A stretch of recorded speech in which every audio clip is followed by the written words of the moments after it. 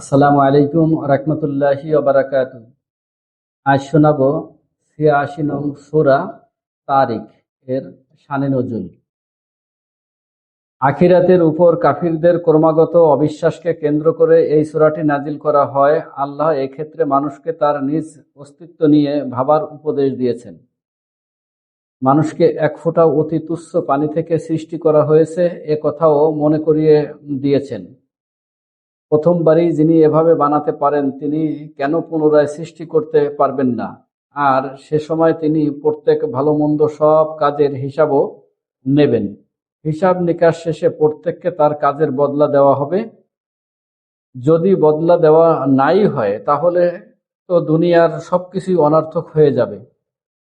অথচ আল্লাহ কোনো কাজেই অনর্থক করেন না। তাই কাফিরদের অত্যাচার নির্যাতনের আল্লাহ তাআলা নবীকে ধৈর্য ধরার আদেশ দিয়েছেন আর ওদেরকে কিছুদিনের জন্য দুনিয়ার উপভোগের সুযোগ দিয়েছেন।